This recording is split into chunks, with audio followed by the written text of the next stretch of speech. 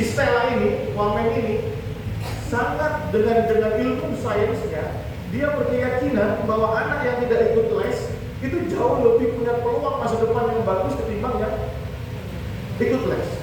Itu sama ketika saya baru jadi bupati, terus hari pendidikan saya katakan, saya sedih melihat anak-anak SD pakai tas besar, bukunya banyak.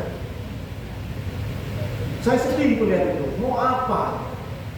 Mereka belum siap, kromosom otaknya ini belum siap, tapi sudah dikejar. Ya itulah yang makanya saya mau merdekakan anak-anak SD main aja. Bukan saya itu anti pendidikan, justru saya pro terhadap pendidikan. Dengan apa? Udah main aja. Tapi kan tidak sekarang. Jokowi bimbel di mana-mana. Seolah-olah anak SD sudah harus ikut les ini, les itu. Tidak. Di Finlandia nggak begitu, jam mainnya lebih banyak dari jam belajarnya. Nah ini sesuatu yang reflektif terhadap kita, terutama metode-metode mengajarnya para guru-guru sekali. Apalagi kita di Asia ini, kita ini punya nilai. Kayak tadi saya ketemu guru kelas 1 saya, Pak Sadila, viral rupanya sekarang di TikTok.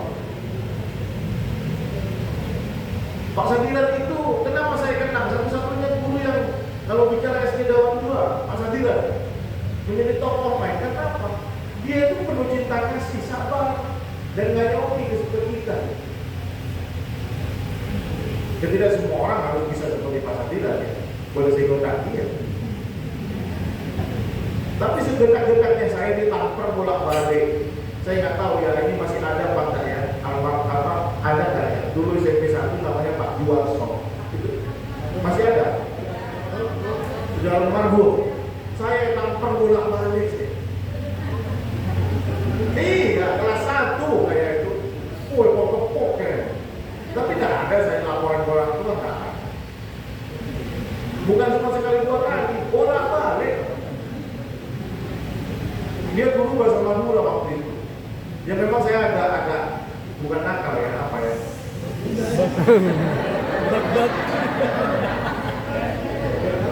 Bukan guru nakal. Celometan saya itu. Saya punya cerita ya. Dulu kelas 3 SMA. Almarhum juga Pak Amar ya, Pak Amar Rembentongan itu ada tahu? Pak Amar ya, Rembentongan itu. Itu kalau ada saya di kelas, benar apa ada enak ya? Biasa pun apa? Maka keluar, pelajaran dia. Misalnya mau ke belakang Pak, biasa kan mau ke toilet gitu. Pak ini ke belakang, iya lah sambal ini. Terus kemudian, karena saya usil ya, agak kurang ajar sih teman saya itu. Tiba-tiba dalam serius gitu saya ngacung, Pak, Nabi Muhammad nomor berapa nih Pak? Saya masih ingat itu. Sambil tetap Arafah, panjenengan nomor berapa? Sambil tertutup ya. Wah orang ajarnya orang mati. Para ulama. Apakah ada dendam? Tidak. Ketika saya kuliah itu Pak Ahmad cari saya juga cari saya. Dan saya nggak pernah dapat nilai 9 untuk PMP, PPKN. Ada apa Pak? Potong kajian dan gula. It's about relation. Ini yang paling penting, bukan soal atau butuh tiana masih ada kemudian sekarang. Butuh tiana ya, ekonometri ya. Itu kalau ada saya nggak mau ngajar itu sampai 6 bulan. Anak-anak senang kan, ada pelajaran gitu. Saya sedih. Ada apa? Karena saya tak buta. Coba bagaimana hubungan saya sama guru-guru saya, Bu Paula?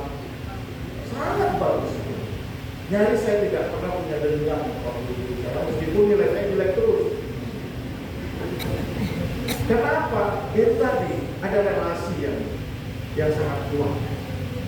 Nah, poin saya adalah selain tadi memberikan beban, memberikan orientasi kepada anak didik kita untuk pekerjaan rumah, tapi yang paling penting adalah relasi antara guru dan anak didik kita. Saya itu nggak pernah peringkat 1, nggak pernah sama sekali. Ya jangan berharap saja tidak.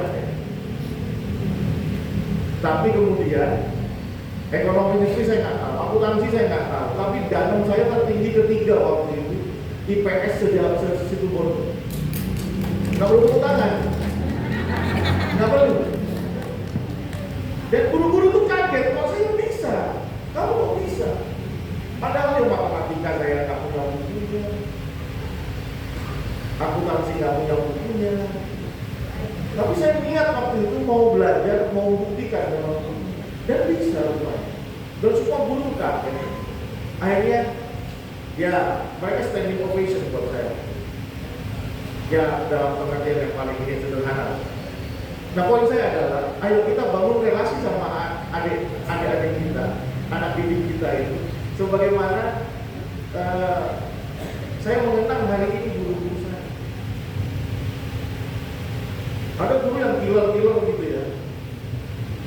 Guru saya ini dikeluarkan, aduh kok ya. Apa ya? Tapi satu pun guru nggak ada yang saya benci. Nggak ada satu pun saya benci. Lah, bekal itu kemudian saya bawa untuk anak saya di pondok pesantren. Saya bilang, Ustaz, saya pasrahkan anak saya ke pondok pesantren dan saya ikut semua sistem di sini. Saya tidak mau intervensi kalau ada hukuman, ada pelanggaran, saya nggak mau intervensi.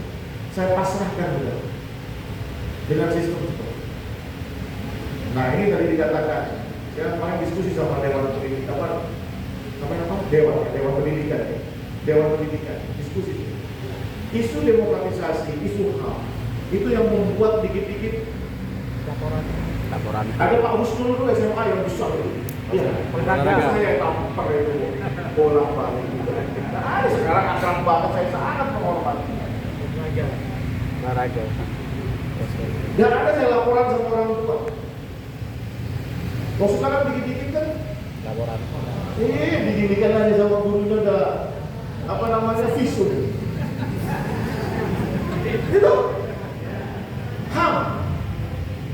Ini soal cara pandang ya, soal cara pandang. Kita dididik, saya dididik oleh generasi X, bapak mama saya, generasi X, lahir pasca tahun 60-an, generasi X. Lahir Rio, generasi milenial tahun 84, pasca tahun 82 sampai 96 itu milenial. Generasi X berhasil mendidik kami ini hingga saat ini menjadi seperti ini. Kemudian generasi milenial justru melahirkan strawberry generation. Aneh kan? Orang tua seumuran saya ini itu memanjakan anaknya sehingga dia menjadi rapuh seperti strawberry. Dan ini persoalan umum, isu umum di perusahaan-perusahaan dan organisasi-organisasi. Ketika mereka merekrut Gen Z, mereka tuh kayak traumatik. Kenapa? Karena mereka dikit-dikit healing, dikit-dikit ngeluh, dikit-dikit. Saya pernah bilang, generasi milenial, Gen X, itu mau menjadi small fish in big pool. Mau menjadi ikan kecil di kolam yang bertahap dia tadinya mau, tapi Gen Z nggak mau. Dia mau jadi big fish, meskipun itu menjadi small. Nah itulah kita yang membuat dia menjadi letah, instan. Nah ini persoalan pendidikan kita juga. Kita naik tadi, pendidikan visum, laporan nangis visum, orang tuanya marah-marah, kalau udah guru visum. Bagi saya, kita punya karakter mendidik sendiri, ya. Saya nggak pernah